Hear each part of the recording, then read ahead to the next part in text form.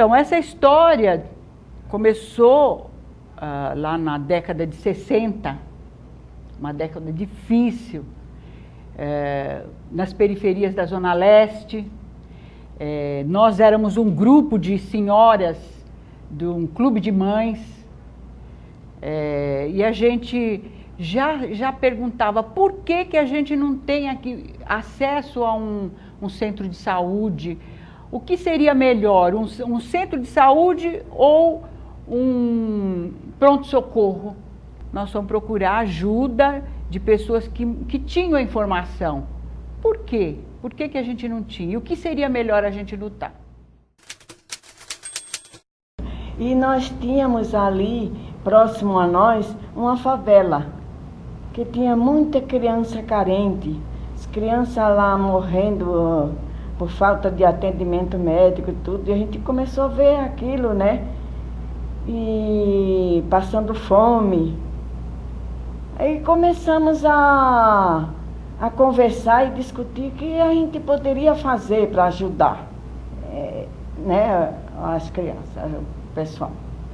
A gente viu que não tinha nada no nosso bairro nessa época, não tinha luz elétrica, não tinha água encanada.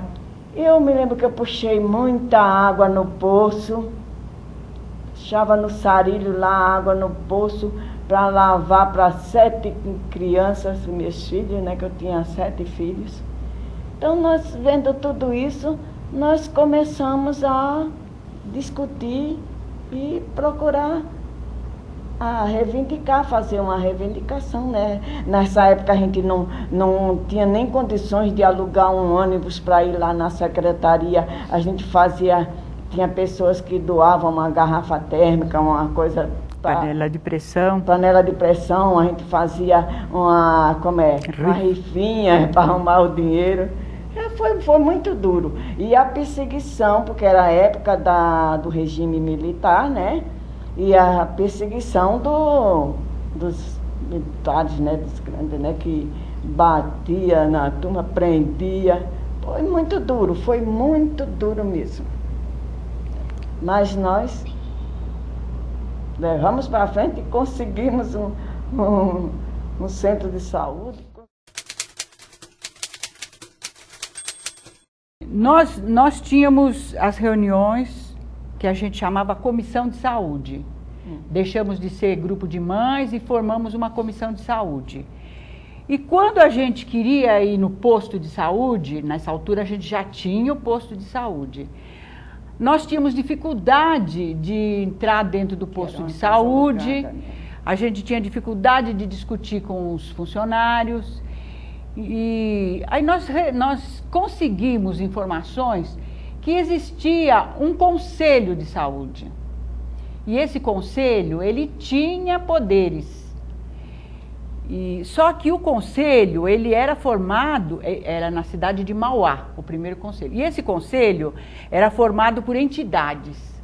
Mas a gente não queria um conselho de entidades, nós queríamos um conselho de dona de casa.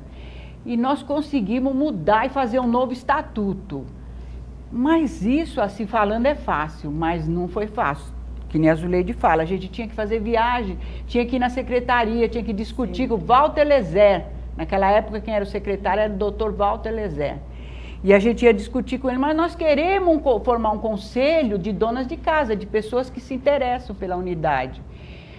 E a gente foi discutindo, fizemos um estatuto, a gente foi procurar a colaboração de algumas pessoas que tinham as informações, como que a gente podia escrever um estatuto. Aí a gente perguntava para a pessoa, né, se ela estava de acordo, que nós íamos fazer o conselho, que o conselho ia ajudar, ia trabalhar junto com o posto.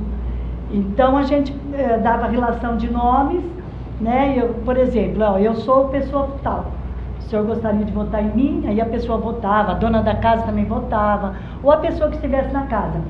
E teve assim uma votação muito expressiva, sabe? Por exemplo, teve pessoas bem votadas. O que deu tempo para a gente trabalhar naquele dia, a gente pegou de votos, né? Porque não foi assim 1 dia, 2 dias, 3 dias, foi um dia só, né, Zilmídia? Foi. Que eu me lembre. Foi, o primeiro então, conselho saímos, foi. assim, a campo, e pegava em todas as casas, eu fui em todas as vilas ali perto, peguei bastante voto. E depois foi a votação, todo mundo fez a relação de tantos votos, tantas pessoas pegaram tantos votos, e aí foi formado o conselho, né? Foi assim nessa base. E dali surgiu o asfalto, que não tinha, não adiantava um posto de saúde se não tinha asfalto, se não tinha assim esgoto. Aí começamos a lutar. Aí eu fazia o levantamento, eu saía na rua, né, via e conversava com outra pessoa tinha passado. Vou passar para outra parte. Formava aquele grupo, né, que era no asfalto, no telefone, de tudo. E aí o conselho foi muito bom. O pessoal começou a entender, aqueles que não aceitavam, às vezes ia em casa, olha, eu errei, eu não queria aceitar, mas agora eu vi como é importante. E daí a gente começou e, olha, foi 30 anos, porque não foi fácil a gente conseguir tudo isso que a gente conseguiu. Quando a gente lá do Jardim Nordeste, a gente ia na secretaria, nós fomos uma vez e nós encontramos no elevador, nós encontramos o Parque Bristol, nunca me esqueço. O pessoal do Parque Bristol, que é um bairro totalmente longe da gente. E eles foram fazer a mesma coisa que nós. Depois a gente soube também que em São Mateus tinha também comissões de saúde, pessoas que também queriam eleger conselhos. E como que a gente ia fazer, né? Um bairro tão longe, outro tão longe. Aí nós falamos assim, a gente tem que ir junto. Por que que não? E o secretário, sabe o que ele fazia? Ele jogava um bairro contra ele. Falava, não posso atender vocês que estou atendendo outro bairro. Aí nós falamos, mas é assim, outra vez a gente vai vir todo mundo junto, quero ver ele falar isso. E a gente foi aprendendo como lidar com essa situação, como que a gente ia ter mais sucesso. E foi nisso que a gente começou a se unir. Foi aí que as comissões de saúde dos bairros, elas começaram a se juntar. A gente nunca mais foi na secretaria um bairro sozinho, a gente ia a vários bairros. Cada vez foi aumentando. E os outros bairros que viam que a gente estava tendo sucesso, porque começou a chegar médico nos nossos postos de saúde, começou a chegar os equipamentos que a gente reivindicava, eles também começaram a vir. Então nós formamos uma reunião mais de região, depois foi... E com isso que foi aumentando. O primeiro conselho foi do Jardim Nordeste, depois o próximo parece que a gente elegeu uns 5 conselhos, depois já foi 18 e foi por aí afora. Eu me lembro que nós chegamos a atingir 100 e tantos conselhos de saúde, né? A luta do SUS, ela vem quando a gente começou a perceber dentro das unidades de saúde as necessidades que havia. E sentimos também a falta de organização do serviço, mesmo tendo essa quantidade imensa, né, de unidades. Imensa não, falta muito ainda, mas para a gente era uma conquista e a população, assim, o pouco que ela ganha, muitas vezes, ela agradece, ou muitas vezes ela fica sensibilizada também. Então, o que aconteceu? A gente começou a luta assim, ó, cada governo que entrava, ele acabava... organizando o seu serviço, da sua forma, da sua política, da sua plataforma de governo, e a gente começou a pensar qual era a forma que para a gente era melhor. Então tinha discriminação. Quem tinha carteira assinada passava numa unidade de saúde, no INSS. E nas unidades de saúde só tinha aquele atendimento básico, então você não tinha muito, a população ainda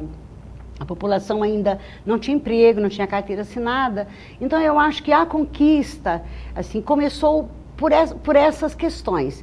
Quando a gente veio discutir o SUS, é para não haver mais exclusão, não haver mais essa questão de que, assim, olha, não dá para alguns ter um atendimento, alguns ter direito e os outros não têm. Então, partiu pela questão do direito. Então, todos têm direito. E o SUS, por ser um sistema único de saúde, foi aquele que a gente mais investiu.